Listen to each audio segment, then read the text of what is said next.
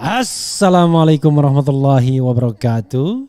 Sobat RH sekalian, jumpa lagi kita di channel yang keren ini. Keren cadas. Sobat semuanya, ini kita bicara mengenai kemungkinan koalisi atau bentrok Ganjar dan Prabowo Subianto. Nah, ini ada satu analisis ya dari indikator politik ya, bergantung Anies Baswedan. Mungkin ya bergantung juga tentu Joko Widodo, Jokowi dan Megawati Soekarno Putri. Coba kita lihat ya. Kita lihat dan kita bacakan apa yang disampaikan oleh indikator lalu kita nanti analisis. Detik News ya, indikator politik sebut duet atau duel Prabowo Ganjar tergantung Anies. Direktur Eksekutif Indikator Politik Indonesia Burhanuddin Muhtadi menilai duet atau duel Ketum Gerindra Prabowo Subianto dengan Gubernur Jawa Tengah Ganjar Pranowo tergantung posisi Anies Baswedan. Dia menyebut hal itu bisa dilihat saat peta eksistensi Anies pada Agustus mendatang. Saya ada dua catatan. Pertama, apakah Ganjar dan Pak Prabowo ada potensi duet atau duel? Menurut saya terlalu dini untuk mengatakan ada potensi mereka berduet atau duet, berdua duet. Nah, ini kayaknya bagus nih bahasanya ya. Duel atau duet bergantung Anies. Ya, Prabowo Ganjar duel atau duet bergantung Anies.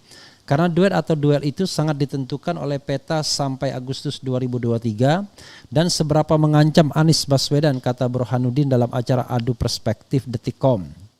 Burhanuddin menuturkan apabila eksistensi Anies tampak seperti lahir kembali pada Agustus nanti, kemungkinan besar Ganjar dan Prabowo berduet. Namun jika sebaliknya Anies melemah, maka bisa jadi Ganjar dan Prabowo akan berduel. Jadi kalau misalnya Anies kembali rebound di jelang Agustus 2023, kemungkinan duet antara Ganjar dan Pak Prabowo itu semakin membesar. Kalau Anies punya potensi menguat, karena selisih dengan Pak Prabowo di saya itu masih jadi tidak signifikan, ucapnya. Jadi potensi Anies menguat harus kita buka opsinya. Dan misalnya Anies melemah terus berarti kemungkinan Pak Ganjar dan Prabowo duel. Dua-duanya maju dengan cawapres masing-masing imbuhnya. Oke, Sobat RSN, menarik ya. Tapi yang harus kita tanyakan dulu adalah indikator politik ini bekerja untuk siapa? Apakah dia bekerja untuk salah satu calon surveinya ataukah dia betul-betul truly independent? Karena kalau misalnya bilang, wah kami independen walaupun kami uangnya berasal dari CX, enggak bisa. Karena selama dia mau tidak declare sumber keuangannya, maka kita tidak bisa percaya 100% walaupun teman saya Burhanuddin. Ya itu satu sisi yang harus kita reserve. Karena kalau indikator misalnya, kemudian Saiful Mujani ya, yang besar-besar itu kelihatannya sudah jelas itu nomor satunya selalu Ganjar Pranowo. Entah itu realitas sesungguhnya ataukah itu sebenarnya tidak demikian, we don't know exactly ya. Kita serahkan kepada kredibilitas mereka masing-masing. Nah, itu penting. Tapi dia buka opsi ya, pintar juga nih. Buka opsi bahwa kalau Anies menguat, maka begini-begini dan lain sebagainya dan lain sebagainya. Kita tidak tahu apakah sudah menguat atau tidak. Jadi dalam kacamata indikator nih melemah nih Anies ya. Karena itu kalau Anies lemah ya sudah Ganjar sama Prabowo duel. Tapi kalau Anies nguat dia akan duet.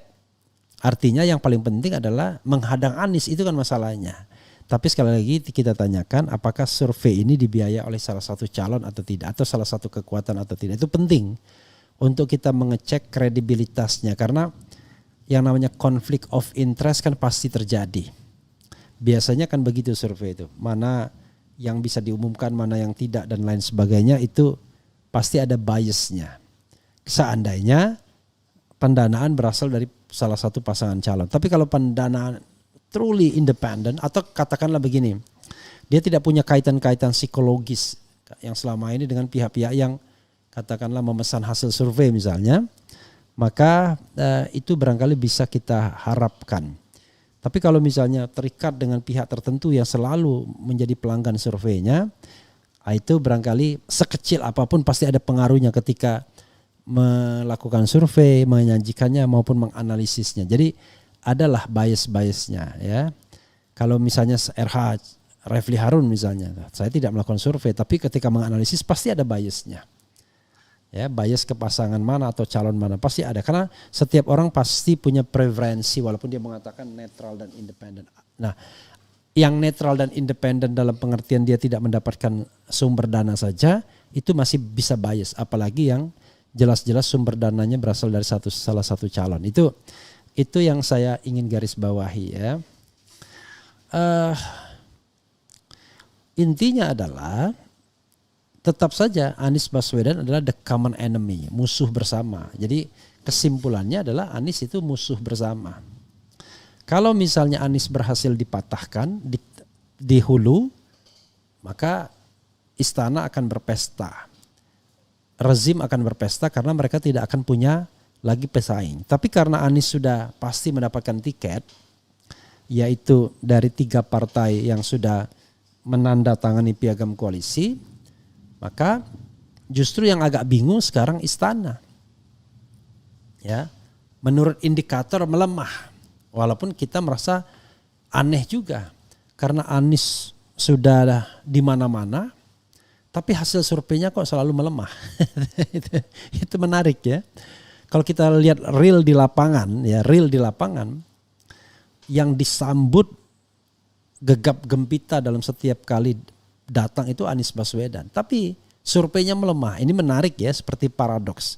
Sementara kita tahu Ganjar dan Prabowo tidak melakukan apa-apa. Tapi surveinya menguat. Ini menarik ya. Atau Ganjar misalnya well established di nomor 1. Makanya saya tanyakan sumber dananya dari mana dulu.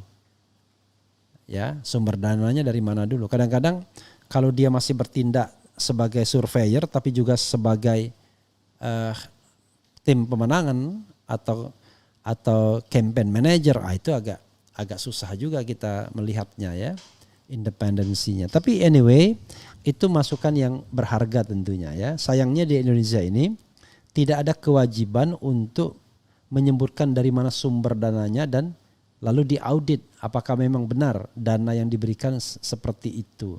Yang ada gelap-gelapan semua, kita nggak ngerti. Harusnya karena ini adalah aspeknya publik, ya harus ada transparansi dari mengenai sumber dana, harusnya begitu. Oke, tapi yang menolak itu pasti yang pendana, nggak mau disebutkan. Demikian juga yang menerima dana. Oke, faktor lain ya menduetkan Prabowo dan Ganjar itu adalah ya faktor istana dan faktor Megawati. Jadi ada 3 pihak yang paling berpengaruh. 1 Jokowi, 2 Prabowo Subianto, dan ketiga adalah Megawati Soekarno Putri. Dan dalam konteks ini rasanya Prabowo tidak mungkin mengalah menjadi wakil presiden. Dia pasti akan minta sebagai calon presiden. Jadi yang paling mungkin adalah Ganjar menjadi wakil presiden. Seandainya ada the common enemy bernama Anies Baswedan yang menguat. Tapi kalau tidak menguat ya it's okay ya. Itu lain soalnya. Oke. Itu yang kita bisa lihat ya. Justru ketika misalnya saya ngomong berkali-kali, ketika misalnya Jokowi terus berusaha untuk menduetkan Prabowo dan Ganjar, apakah ini tidak merupakan sinyalemen sesungguhnya mereka sudah khawatir Anies begitu kuat? Ini kan anehnya ya. Jadi di reserve sampai Agustus kira-kira menguat atau tidak. Tapi kalau misalnya data lain atau data intelijen dari pihak istana mengatakan Anies sudah menguat, maka upaya untuk mendekatkan Prabowo dan Ganjar memang dilakukan mulai hari ini.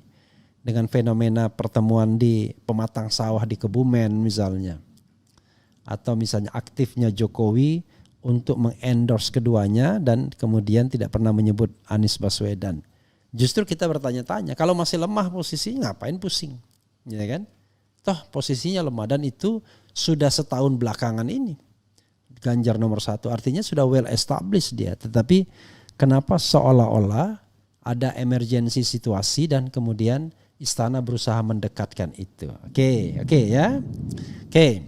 Itu saja. Wassalamualaikum warahmatullahi wabarakatuh. Ciao.